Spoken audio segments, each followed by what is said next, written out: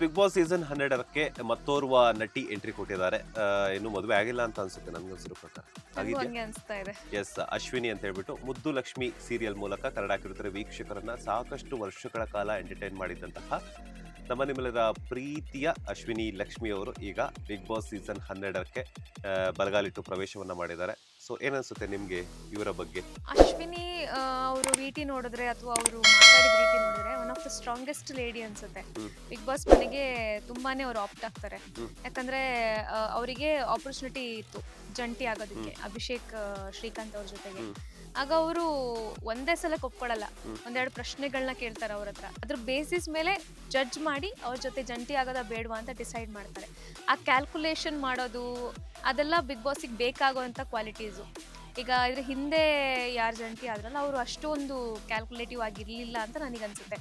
Just ಅವ್ರು ಮಾತಾಡಿದ್ರು ಅಂದರೆ ಲೈಕ್ ಅವ್ರು ಸುದೀಪ್ ಸರ್ ಜೊತೆ ಏನು ಮಾತಾಡಿದ್ರು ಕಂಟೆಸ್ಟೆಂಟ್ ಅದನ್ನು ನೋಡಿ ಅವ್ರು ಡಿಸೈಡ್ ಮಾಡಿದ್ರು. ಬಟ್ ಇವ್ರು ಹಾಗಲ್ಲ, ಅವ್ರ ಹತ್ರ ಒಂದು 2-3 ಪ್ರಶ್ನೆಗಳನ್ನ ಕೇಳಿದ್ರು. ಅದ್ರ ಬೇಸಿಸ್ ಮೇಲೆ ಜಡ್ಜ್ ಮಾಡಿಬಿಟ್ಟು ಅವ್ರ ಜೊತೆ ಜಂಟಿಯಾಗಿ ಒಳಗಡೆ ಹೋದ್ರು.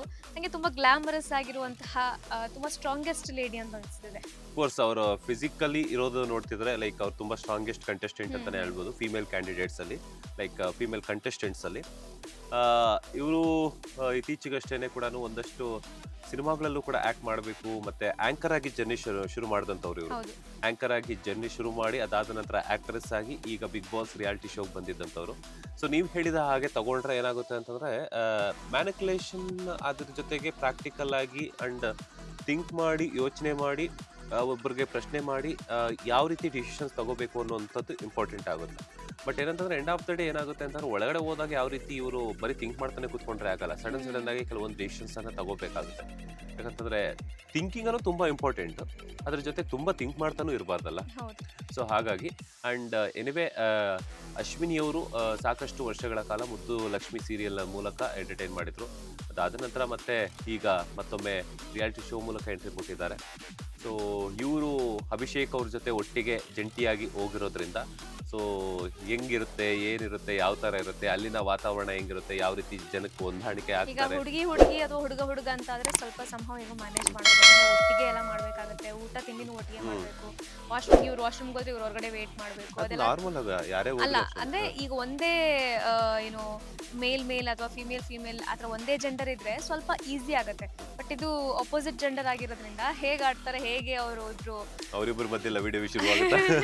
ಅದೇ ನಾನು ಅವಾಗ್ಲೇ ಹೇಳ್ತಿದ್ದೆ, ಅಭಿಷೇಕ್ ಅವರು ಅಶ್ವಿನಿ ಅವರು ಒಟ್ಟಿಗೆ ಹೋಗಿದ್ದಾರೆ, ಮೇ ಬಿ ಆದ್ರೂ ಆಗ್ಬೋದು ಅಂತ ಹೇಳಕ್ಕಾಗಲ್ಲ. ಅವ್ರು ಹೇಳಿದ್ರು ಸಾಫ್ಟ್ ಕಾರ್ನರ್ ಇರುತ್ತೆ ಅಂತಾನು ಬೇರೆ ಹೇಳಿದ್ರು, ಯಾಕಂದ್ರೆ ಒಟ್ಟಿಗೆ ಜೊತೆಯಾಗಿ ಹೋಗ್ತಾ ಇರೋದ್ರಿಂದ. But end of the day ಅಲ್ಲಿ ಒಳಗಡೆ ಹೋದಾಗ ಏನೇನಾಗುತ್ತೆ ಅನ್ನೋ ತುಂಬಾ ಇಂಪಾರ್ಟೆಂಟ್ ಆಗುತ್ತೆ. ಯಾಕಂತಂದ್ರೆ ದೇವರ ಆಟ ಬಲ್ಲವರು ಯಾರು, ಅದೇ ರೀತಿ ಬಿಗ್ ಬಾಸ್ ಟಾಸ್ಕ್ ಗೆಲ್ಲೋರು ಯಾರು ಅಂತ ಹೇಳ್ಬಿಟ್ಟು ನೋಡೋಣ. ಎನಿವೆ ಅಶ್ವಿನಿ ಲಕ್ಷ್ಮಿ ಅವರು ಕೂಡ ಈಗಷ್ಟೇನೆ ಬಿಗ್ ಬಾಸ್ ಸೀಸನ್ 12ರ ಕಂಟೆಸ್ಟೆಂಟ್ ಆಗಿ ಓರ್ವ ಸ್ಟ್ರಾಂಗೆಸ್ಟ್ ಮಹಿಳಾ ಸ್ಪರ್ಧಿಯಾಗಿ ಎಂಟ್ರಿ ಕೊಟ್ಟಿದ್ದಾರೆ. ಅವರಿಗೆ ಎಲ್ಲರ ಕಡೆಯಿಂದನೂ ಅದ್ರ ಜೊತೆಗೆ ಬಾಸ್ ಟಿವಿ ವೀಕ್ಷಕರ ಕಡೆಯಿಂದ ಆಲ್ ದ ಬೆಸ್ಟ್.